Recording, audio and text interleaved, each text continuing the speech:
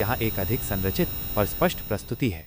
वक्फ संशोधन विधेयक 2025 एक नया कानून और आगे की चुनौतियां।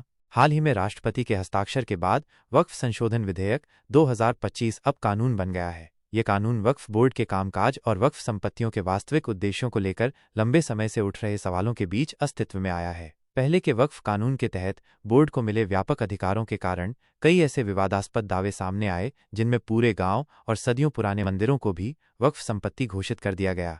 वक्फ कानून की इन कमियों को दूर करने के बाद सरकार के सामने सबसे बड़ी चुनौती इस नए कानून के प्रावधानों को प्रभावी ढंग से लागू करना है। इसका उद्देश्य वक्फ संपत्तियों से उनकी वर्तमान बाजार कीमतों के अनुसार आय सुनिश्चित करना है, ताकि उस राशि का उपयोग गरीब मुसलमानों, विधवा महिलाओं और अनाथ बच्चों के कल्याण के लिए किया जा सके। संशोधित कानून को लागू करने की महत्वपूर्ण जिम्मेदारी राज्यों की है, क्योंकि भूमि राज्य का विषय है। यह देखना महत्वपूर्ण होगा कि राज्य सरकारें इस कानून की मूल भावना के अनुरूप इसके प्रावधानों को कितनी प्रभावी ढंग से लागू कर पाती हैं। वक्फ क्या है? वक्फ कानून 1995 के अनुसार वक्फ का अर्थ किसी भी चल या अचल संपत्ति को स्थायी रूप से उन कार्यों के लिए दान करना है जिन्हें इस्लाम में पवित्र और धार्मिक माना जाता है। वक्फ का उद्देश्य, ऐसी अपेक्षा की जाती है कि वक्फ संपत्तियों या उनसे प्राप्त आय का उपयोग मस्जिदों और कब्रिस्तानों के रखरखाव, शिक्षण संस्थानों और स्वास्थ्य सुविधाओं के प्रबंधन तथा गरीबों और विकलांगों की सहायता के लिए किया जाएगा। वक्फ कानून में संशोधन के कारण। वक्फ कानून में संशोधन कई महत्वपूर्ण कारणों से किया गया है। 1. वक्फ संपत्तियों की अपरिवर्तनीयता। एक बार वक्फ, हमेशा वक्फ के सिद्धांत ने कई विवादों को जन्म दिया। बेट द्वारका में द्वीपों पर किए गए दावे इसके उदाहरण हैं, जिन्हें अदालतों ने भी जटिल माना है। 2. कानूनी विवाद और कुप्रबंधन। वक्फ अधिनियम 1995 और 2013 का संशोधन पर्याप्त रूप से प्रभावी नहीं रहा। इसके कारण निम्नलिखित समस्याएं उत्पन्न हुईं।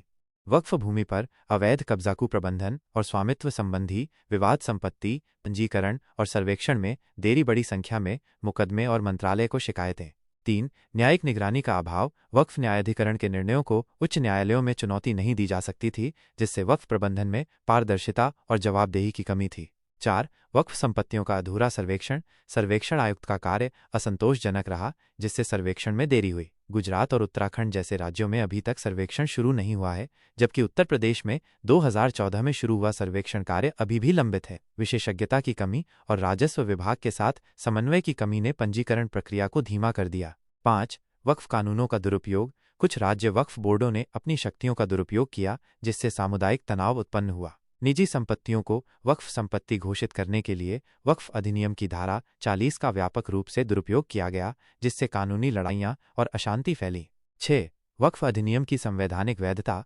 वक्फ अधिनियम केवल एक धर्म पर लागू होता है, जबकि अन्य धर्मों के लिए ऐसा कोई समान कानून मौजूद नहीं है। दिल्ली उच्च न्यायालय में एक जनहित याचिका PIL दायर की गई है, जिसमें इस अधिनियम की संवैधानिक वैधता पर सवाल उठाया गया है और न्यायालय ने